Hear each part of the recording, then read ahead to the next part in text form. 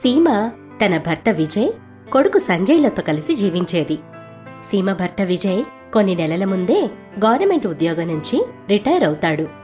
సంజయ్ ఒక బ్యాంకులో క్లర్క్గా ఉద్యోగం చేస్తుంటాడు. సీమ ఎంతో గర్విష్టి. ఒక అందమైన అమ్మాయిని చూసి తన కొడుకుకు పెళ్లి చెయ్యాలని అనుకుంటుంటుంది. పురోహితుడు గారు, నాకు మంచి కట్నంతో పాటు అందమైన కోడలు కూడా కావాలి, ఇది దృష్టిలో పెట్టుకోండి. ఇప్పటి వరకు మీకు 100కు పైగా సంబంధాలు చూపించానండి, కానీ ఏదీ మీకు నచ్చలేదు. ఏదో ఒక వెల్తి చూపిస్తున్నారు. కట్నం బావుంటే అమ్మాయి నచ్చదు, అమ్మాయి బావుంటే కట్నం నచ్చదు. అయినా కూడా నా ప్రయత్నం నేను చేస్తాను. సీమ భర్త విజయ్ నవ్వుతూ ఇలా అంటాడు. పురోహితుడు గారు, అమ్మాయి ఎలా ఉన్నా సీమకు కట్నం మాత్రం బాగా కావాలి. ఇంకా 4 చక్రాల బండి కూడాను. ఏం సంజయ్, ఏమంటావ్? నీక్కూడా ఏమైనా కావాలా? మీకెలా నచ్చితే అలా చెయ్యండి నాన్న. నేను మీకు నచ్చిన అమ్మాయినే పెళ్లి చేసుకుంటాను. ఇది కదా నా మంచి కొడుకు మాట. సీమ వచ్చిన ప్రతి సంబంధాన్ని ఫోటో చూసేది, ఏదో ఒక కారణంతో రిజెక్ట్ చేసేది. ఒకరోజు సంజయ్ ఆఫీస్ నుంచి తన మోటార్ సైకిల్పై ఇంటికి వస్తూ ఉంటాడు. ఇంతలో ఒక ట్రక్ అతన్ని గుద్దుతాడు. దాంతో అతను కింద పడిపోతాడు. అతని తలకు పెద్ద దెబ్బ తగులుతుంది. అక్కడ ఒక అమ్మాయి బండిపైన కొబ్బరి బొండాలమ్ముతూ ఉంటుంది. ఆమె సంజయ్ను తన బండిపై పడుకోబెట్టుకొని హాస్పిటల్కు తీసుకువెళ్తుంది. ఆమె మనసులోనే దండం పెట్టుకుంటూ, హే తులసీమాత, ఈ అపరిచిత వ్యక్తిని రక్షించు తల్లి. ఇతనికేమీ కానివ్వకమ్మా, ఇతనిపై నీ దయ ఉంచమ్మా. ఇంతలో డాక్టర్ ఆమె వద్దకు వచ్చి, ఇతనికి ఇప్పుడు ప్రమాదం తప్పింది. తులసీమాతకు శతకోటి దండాలు. నీకు ధన్యవాదాలమ్మా. నేను అతనిని చూడవచ్చా డాక్టర్? అతను ఇప్పుడు మెలకువలో లేడు. ఇంతలోగా మీరు అతని వైద్యానికి సరిపడా డబ్బులు సమకూర్చండి. నా దగ్గరైతే అన్ని డబ్బులు లేవండి. డాక్టర్ గారు, అతనికి మెలకువ రానివ్వండి. అప్పుడు వాళ్ళింట్లో వాళ్ళకి చెప్దాము. సరే. కొంచెంసేపటికి సంజయ్కు మెలకువ వస్తుంది. అతను, డాక్టర్ గారు, నన్నిక్కడికి ఎవరు తీసుకొచ్చారు? నా ప్రాణాలు ఎవరు కాపాడారు అని అడుగుతాడు. ఒక అమ్మాయి ఉంది, ఉండండి, ఇప్పుడే పిలుస్తాను. ఆ అమ్మాయిని నర్స్ వెళ్లి పిలుచుకొని వస్తుంది. మీరు నా ప్రాణాలు కాపాడినందుకు మీకు నా హృదయపూర్వక ధన్యవాదాలండి. మీ ఉపకారాన్ని నేనెప్పటికీ మర్చిపోలేను.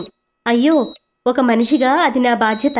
మీరు నా స్థానంలో ఉన్నా మీరు కూడా అదే చేసేవారు. మీ పేరు తెలుసుకోవచ్చా? నా పేరు సుమన్. మీరు అక్కడేం చేస్తున్నారు? నేను అక్కడ కొబ్బరి బొండాలు అమ్ముతానండి. కొంచెంసేపటి తర్వాత సంజయ్ అమ్మా నాన్న అక్కడికి వస్తారు. వాళ్లు కూడా సుమన్కు ధన్యవాదాలు తెలియచేస్తారు. తర్వాత సుమన్ అక్కడ్నుంచి వెళ్ళిపోతుంది. కానీ సంజయ్ సుమన్ గురించే ఆలోచిస్తూ ఉంటాడు. అతనికి పూర్తిగా తగ్గిపోయాక ఎక్కడైతే ఆమె కొబ్బరి బొండాలు అమ్ముతుందో అక్కడికి వెళతాడు. అక్కడికి వెళ్లి సంజయ్ సుమన్తో మాట్లాడతాడు. మీ ఇంట్లో ఎవరెవరుంటారు? నాకు అమ్మ ఒక్కతే ఉందండి. తనకి పెరాలిసిస్ వచ్చింది. అందుకే తనేమీ చెయ్యలేదు. అందుకే నేనే అన్నీ చూసుకుంటాను. 2 ఏళ్ల క్రితమే మా నాన్నగారు చనిపోయారు. సుమన్తో మాట్లాడాక సంజయ్ ఇంటికి వస్తాడు. తర్వాత తన తల్లిదండ్రులతో, అమ్మా, నాన్న, ఈరోజు నేను జీవించి ఉన్నానంటే అది కేవలం సుమన్ వల్లనే. పాపం, తను చాలా పేదరాలు. మీకు అభ్యంతరం లేకపోతే నేను తనను పెళ్లి చేసుకోవాలి అనుకుంటున్నాను. ఏమంటున్నావు బాబూ? ఆమె చూడడానికి ఎంత నల్లగా ఎలా ఉంటుంది? నువ్వు ఆమెతో ఎలా ఉంటావు? నాకెలాంటి అభ్యంతరం లేదమ్మా. సంజయ్ మాటలు విన్న సీమ కలలన్నీ కూలిపోయాయి. అతని పట్టుదల ముందు ఆమె ఆటలేవీ సాగవు. ఇష్టం లేకుండానే సుమన్ను కోడలుగా చేసుకుంటుంది. సుమన్ పెళ్లైన కొన్ని రోజులకే ఆమె తల్లి చనిపోతుంది. సుమన్ తులసిమాతకు పరమ భక్తురాలు. ఏం జరిగినా కూడా ఆమె తులసిమాతకు పూజ చేయకుండా ఉండేది కాదు. ఇంటి పనంతా ఎంతో చక్కగా చేసేది. అందర్నీ ఎంతో బాగా చూసుకునేది. కాని ఆమె ఎలాంటి కట్నం తీసుకురానందున సీమాకు ఆమెంటే నచ్చేది కాదు. ఎప్పుడు చూసినా ఏదో ఒకటంటూ ఉండేది. అరే ఓ నల్లమాత, నా కొడుకు మీద ఏం మాయ చేసిందో ఏమో. పోయిపోయి దీన్ని పెళ్లి చేసుకొని నా నెత్తిమీద తెచ్చిపెట్టాడు. పిలిచారా అత్తయ్య? నేను ఇంట్లో పనివాళ్లని మానిపించేశాను. ఈ రోజు నుంచి ఇంటి పనంతా నువ్వే చెయ్యాలి. ఏం పర్వాలేదత్తయ్యా, నేను చేసుకుంటాను. సుమన్ ప్రతిరోజు ఉదయాన్నే 5 గంటలకల్లా లేచేది. ఇంటిని శుభ్రం చేసి స్నానం చేసుకొని తులసిమాతకు పూజ చేసేది. హే తులసీమాత, నా కుటుంబంపై నీ దయ ఎప్పుడూ ఉంచమ్మా. మాకందరికీ ఎలాంటి కష్టం రాకుండా చూడు. ఇంతలో సీమ అక్కడకు వస్తుంది. అరే ఓ నల్లమాత, ఎప్పుడూ నీ తులసీమాతతోనే ఉంటావా? లేదా నా కోసం కొంచెం ఛాయ్ పెడతావా? ఇప్పుడే పెడతానత్తయ్య. మీరు నిద్రపోతున్నారు కదా, అందుకే పెట్టలేదు. అంటే ఏం చెప్పాలనుకుంటున్నావు? నేను పొద్దున్నే లేచి అందరికోసం ఛాయ్ పెట్టాలా? అలా నేనెక్కడన్నానత్తయ్యా? ఇప్పుడు నన్ను ఎదిరించి కూడా మాట్లాడుతున్నావా? నాకు ఇంట్లో విలువే లేదు. ఓ పని చెయ్యి, నువ్వు నీ తులసీమాత పూజలోనే ఉండు. ఇంటి పనంతా నేను చేసుకుంటాను. ఇదే కదా నీకు కావాలి. ఇప్పుడు ఇదొక్కటే ఉండిపోయింది నాకు. ఇంతలో సంజయ్ లేచి వస్తాడు. ఏమైందమ్మా? ఎందుకు అరుస్తున్నావు? నేనరుస్తున్నానా? అడుగు నీ అందమైన భార్యని. ఇప్పటివరకు నాకు ఛాయ్ కూడా ఇవ్వలేదు. ఇంకా నేను పడుకుంటానని అంటోంది. నాతో వాదిస్తోంది. ఈరోజు చూడ్డానికేనా నిన్నింతలా పెంచి పెద్ద చేశాను? ఏంటి సుమన్, నువ్వు అమ్మతో ఎందుకు అలా మాట్లాడావు? లేదండి, నేను అత్తగారితో అలా మాట్లాడలేదు. సరే సరే, ఏం జరిగినా మా అమ్మకి ఇంత కూడా ఇబ్బంది కలగకూడదు. తర్వాతి రోజుల్లో సీమ ఏదో ఒకటి చేసి సుమన్ను ఇబ్బంది పెడుతూ ఉండేది. భర్త విజయ్ ఎంత నచ్చచెప్పినా కూడా ఆమె వినేది కాదు. నువ్వు చేసిన వాటికి ఫలితం అనుభవించే రోజు దగ్గర్లోనే ఉంది సీమ. ఇంత మంచి కోడలు అదృష్టవంతులకే లభిస్తుంది.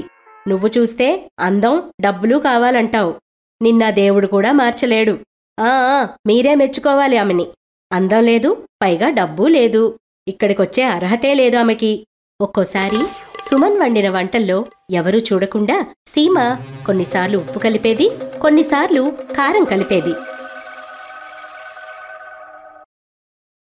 తర్వాత భోజనం చేసేటప్పుడు సీమ, చీచీచీ, ఇది భోజనమా లేక విషమా?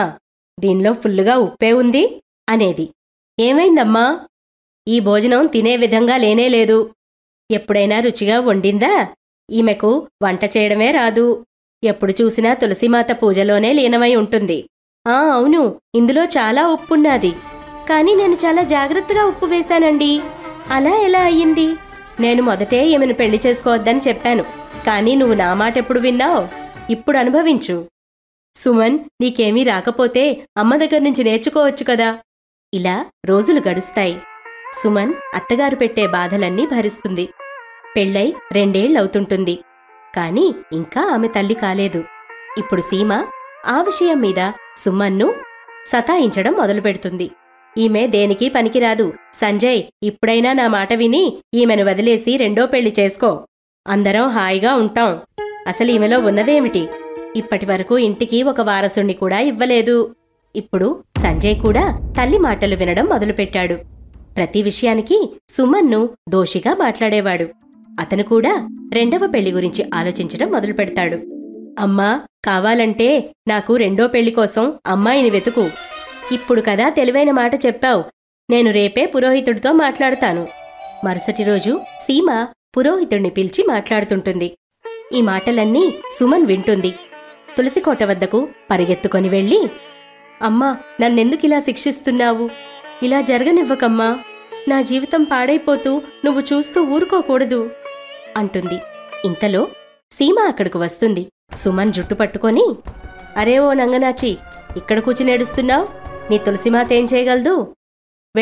వెళ్ళి ఇంటిని శుభ్రం చేయి. రేపు అమ్మాయి వాళ్ళొస్తున్నారు. అత్తయ్య, నన్ను విడిచిపెట్టండి. మీరు ఇలా చేయకూడదు. నేను మీకేం అన్యాయం చేశాను? ఇంతలో అక్కడికి సంజయ్ కూడా వస్తాడు.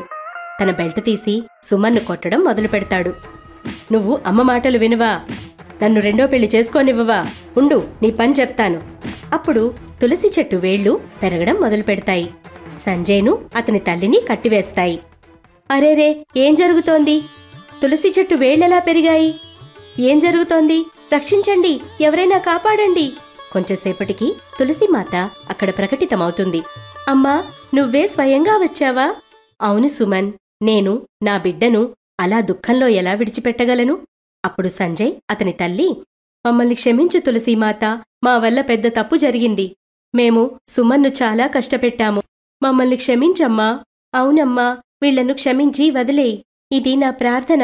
వీళ్ళని క్షమించమ్మా. సరే, సుమన్ చెప్పడం వల్ల మిమ్మల్ని నేను క్షమిస్తున్నాను. సుమన్, నువ్వు త్వరలోనే తల్లివయ్యేలాగా నీకు వరాన్నిస్తున్నాను. నీకు ప్రపంచంలోని అన్ని రకాలైన సుఖాలు లభిస్తాయి.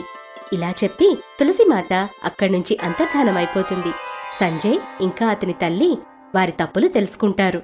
మమ్మల్ని క్షమించు సుమన్, నిన్నెప్పుడూ మేం కష్టపెట్టాము. నువ్వు మమ్మల్ని ఎంత బాగా చూసినా కూడా నిన్ను మేము ఎంతో కష్టపెట్టాము. నేను ఎప్పుడు చూసినా అందం డబ్బు వెనకాలే పరిగెట్టాను. నేను నిన్నెప్పుడూ అర్థం చేసుకోలేదు. నన్ను క్షమించమ్మా. అప్పట్నుంచి సీమ, సంజయ్ సుమన్తో సరిగ్గా నడుచుకోవడం మొదలుపెడతారు. వాళ్లు కూడా తులసీమాతకు భక్తులైపోతారు. కొన్ని రోజులకు సుమన్కు ఒక బాబు పాప పుడతారు. వారి కుటుంబంలో ఆనందానికి అవధులే ఉండవు.